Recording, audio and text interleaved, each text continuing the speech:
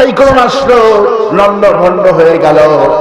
আবার আগামী কালকে একটা সাইক্লোন আসতেছে, সাইক্লোনের নাম হলো বুলবুল। কি নাম?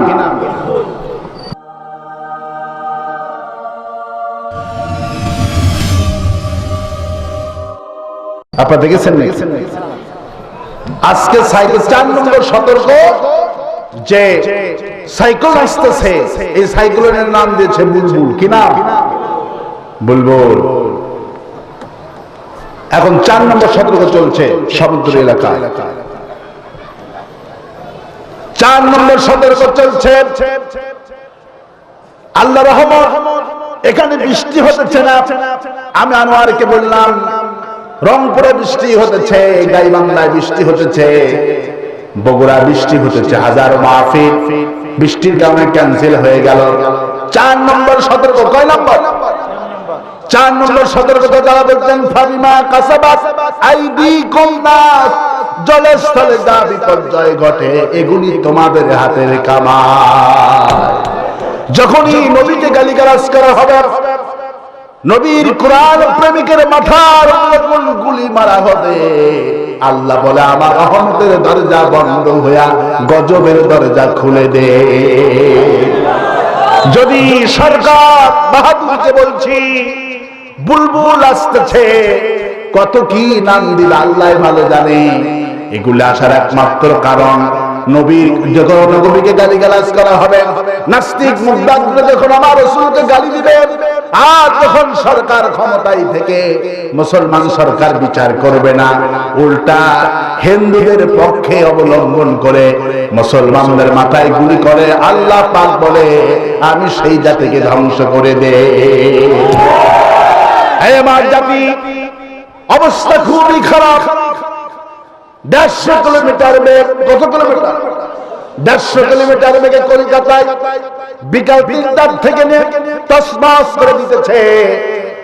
সমস্ত প্রতিদিন সমস্ত আল্লাহর কাছে বলে হায় আল্লাহ আমাকে পারমিশন দিয়ে দাও, এই জালেম সরকার জালেম জনপদকে আমি ধ্বংস করে দিয়ে দিই। আল্লাহ শুধু যদি অনুমতি দিয়ে দিত আমাদের অবস্থা কিন্তু শেষ হয়ে যেত। ঠিক কিনা বলে? সমস্ত প্রতিদিন আল্লাহর কাছে প্রার্থনা করে আল্লাহ এই জালেম সরকার, জালেম দরিয়া, এই জালেম জনপদকে আমরা বিচ্ছিন্ন তছনছ করে দিব। আল্লাহু আকবার। আজ সারা পৃথিবীতে জালেম ক্ষমতায়, কারা ক্ষমতায়? জালেম ক্ষমতায় বসেছে। এই জন্য ঘন ঘন ঘূর্ণিঝড়, ঘন ঘন হারিকেন, টর্নেডো, বুলবুল কত কি আমদানি করবে, এগুলি তো আসলে কারো ক্ষমতা নাই। সব ক্ষমতা কার? সব ক্ষমতা কার? আন্নাল কুওয়াতা লিল্লাহি জামিআ।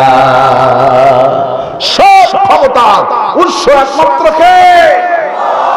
সে আল্লাহ পাক বলছেন শোনো, হারিকেন, টর্নেডো, ঘূর্ণিঝড়ে তামাম পৃথিবী ধ্বংস হয়ে যাবে। পৃথিবীতে কোন ধর্মীয় কিতাব থাকবে না, বাইবেল থাকবে না, জিন্দা তিস্তা থাকবে না, ত্রিপিটক থাকবে না, কোন কিতাব থাকবে না। আবার যদি চ্যালেঞ্জ করা হয় কে পারবে তাদের ধর্মীয় কিতাবকে পৃথিবীর বুকে উপস্থাপন করতে, পুনরায় স্থাপন করতে? হিন্দুরা কোনদিন তাদের ধর্মীয় কিতাবকে বিশ্ববাসীর কাছে উপহার দিতে পারবে নাকি বলেন? খ্রিস্টান পারবে নাকি বলেন? বৌদ্ধরা পারবে নাকি বলেন? ইহুদি পারবে নাকি বলেন? একজন জাতি তারা একজন জোর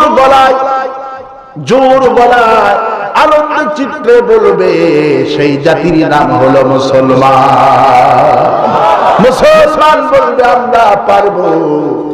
তার কারণটা হলো এই পৃথিবীতে কোরআন যারা মুখস্থ করেছে তাদের সংখ্যা এখন প্রায় 40 কোটি।